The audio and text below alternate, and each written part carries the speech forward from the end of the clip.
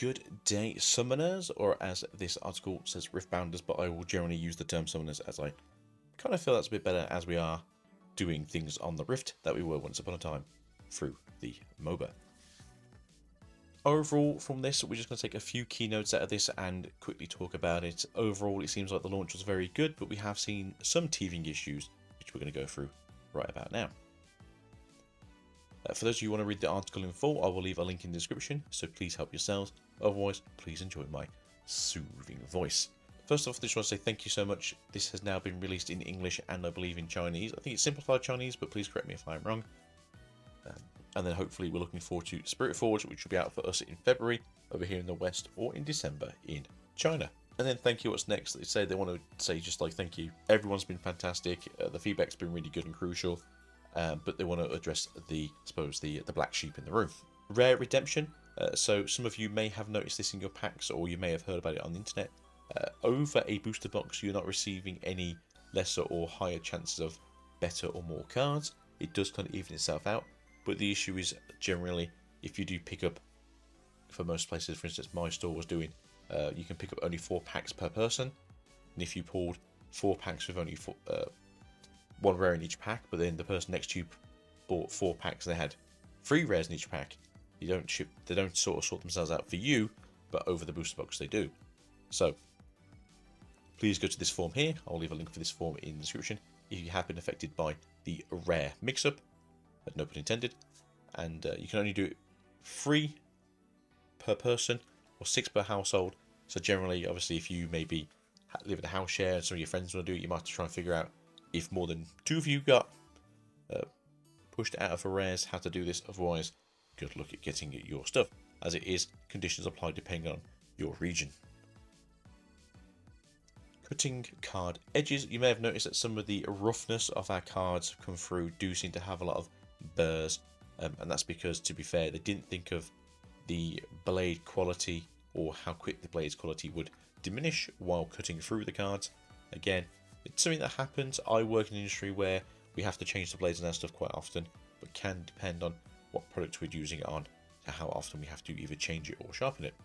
So it's understandable when you've not done something like this before that maybe the wear and tear of your machinery wasn't something at the forefront, or if UVS Games isn't known for using this kind of card and goes, here's the stuff we normally use and it only lasts, let's say, 30,000 cuts, and that's what we're roughly suggesting, which will be about 1 blade every like 3 days.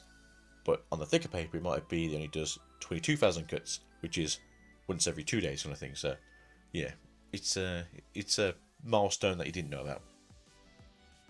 But if you do have some cards out there that have been severely damaged or are unusable, please do the claims and get it back. Just make sure that you have the packaging with the barcode and conditions apply.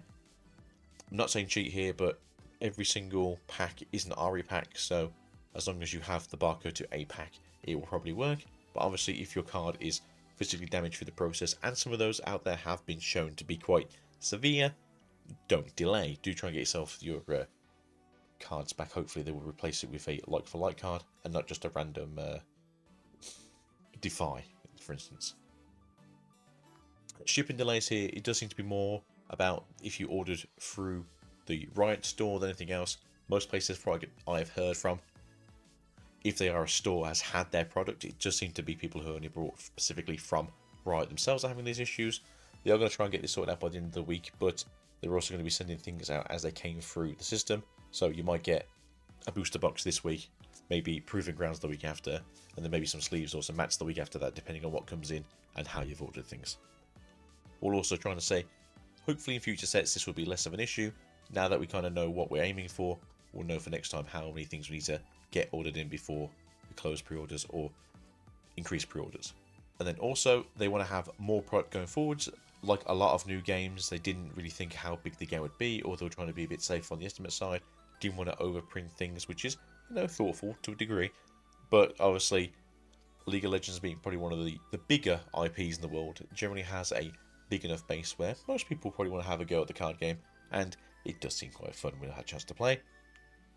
So hopefully in the near future we'll be getting more packs of Origins, although I did hear there was a Wave 2 coming in January already, but then in set 2 comes out in February, so maybe people won't be buying it because they're saving up for set 2. But they also mentioned that the Proving Ground cards are becoming hard to find. I unfortunately took my eyes off the prize.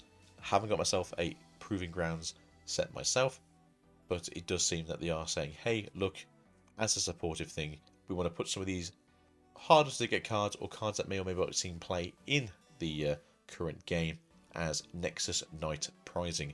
So for those of you there who didn't get your Proving Grounds at a reasonable price and don't want to pay the extortionate prices, maybe you will also get yourself a Nexus Knight foil for your troubles. And then to wrap it up, any feedback is good feedback, as long as it is actually, feedback and not just screaming at people.